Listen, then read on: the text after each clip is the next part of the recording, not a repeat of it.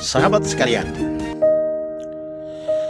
bisnismen dalam menjalankan usahanya tentu dia harus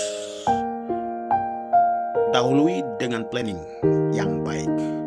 Dia akan menganalisa lebih dulu. Pertama dan yang paling utama adalah dia pasti melihat kondisi pasar. Kondisi pasar yang saya maksud adalah daya beli masyarakat dan minat masyarakat terhadap suatu barang yang hendak dia produksikan. Saya memproduksi ini, apakah akan laris di pasaran atau tidak? Konsumennya sudah cukup atau tidak?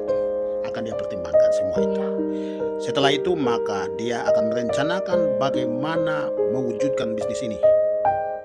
Bagaimana bangunan bisnisnya itu sampai pada dia bisa memproduksi barang. Dia akan siapkan rencana kegiatannya, apa saja yang dibutuhkan, kemudian finance-nya, dananya berapa yang dibutuhkan, tenaga profesional, staf buruh kasar atau juga klinik servis seperti apa yang dibutuhkan, bagaimana biaya operasional atau gaji karyawan yang disiapkan. Semua hal ini harus dia perhitungkan baik dengan jangka waktu yang harus dicapai. Sampai dia harus memproduksi jumlah barang sesuai dengan kebutuhan pasar, kebutuhan konsumen. Setelah dia sudah produksi, tentu dia sudah merencanakan pemasaran. Karena itu maka suatu barang yang dihasilkan dengan keringat cucuran air mata itu kalau tanpa pasar, tanpa pembeli, tanpa tempat jual, dia akan rugi sia-sia, bahkan bangkrut. Begitu juga kondisi real saat ini. Misalnya karena itu menjadi rutinitas, tentu masyarakat mempiara babi karena itu sudah dari nenek moyang leluhur mereka menjadikan piara babi sebagai sumber pendapatan mereka. Tetapi problemnya yang sering terjadi adalah pemasaran, daya beli masyarakat dan pasar.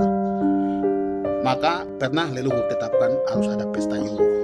Pesta Yuwo itu tempat pasar itu, pasar jual beli atau tempat jual babi itu. Di mana kampung itu mereka piara babi dan mereka membutuhkan pasar, maka pesta Yuwo terjadi dan dari semua kampung di mana saja datang beli. Dengan mendapatkan keuntungan banyak, mereka bisa menyelesaikan mas kawin beberapa pemuda atau juga masalah-masalah lain, dan juga jadi beban hidup mereka bisa lunasi seketika karena mereka dapat keuntungan lebih dari biasanya karena mereka menciptakan pasar seperti pesta Yuwo ini. Yang berikut, kalau kita terjemahkan dalam konteks pemerintah modern, kalau masyarakat itu minatnya piara babi, maka pemerintah harus siapkan pasar. Misalnya satu kabupaten itu minat orang makan babi ada, tapi daya belinya tidak ada, untuk belanjanya tidak ada. Sudah pemerintah aja yang beli hasil ternak babi yang dipiara oleh masyarakat nih. Bagaimana cara pemerintah membeli? Udah adakan kegiatan pemerintah yang bisa membeli babi. Katakanlah pengucapan syukur. Sudah 200-300 ekor babi yang dipiara oleh masyarakat itu menjadi laku ketika pemerintah gelar kegiatan negara yang dibiayai oleh APBN dan uang terserap dan berputar di rakyat kecil. Pemerintah merencanakan kegiatan negara, rakyat menyiapkan bahan-bahannya, kayu, ubi, singkong, keladi, bahkan batu, karena ini bakal batu, babi. Jadi puluhan miliar itu uang terserap di rakyat kecil.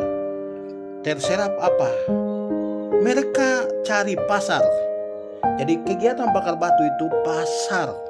Apa yang diproduksi oleh masyarakat itu dipasarkan pada kegiatan itu.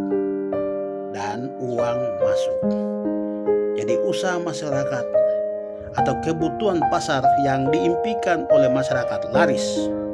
Karena pemerintah dengan uang negara belanja sayurnya masyarakat, ubinya masyarakat, singkongnya masyarakat, keladinya masyarakat, batunya masyarakat, babi milik masyarakat, sekian miliar uang terserap di masyarakat, mereka punya usaha laku, laris, selanjutnya mereka akan lakukan apa?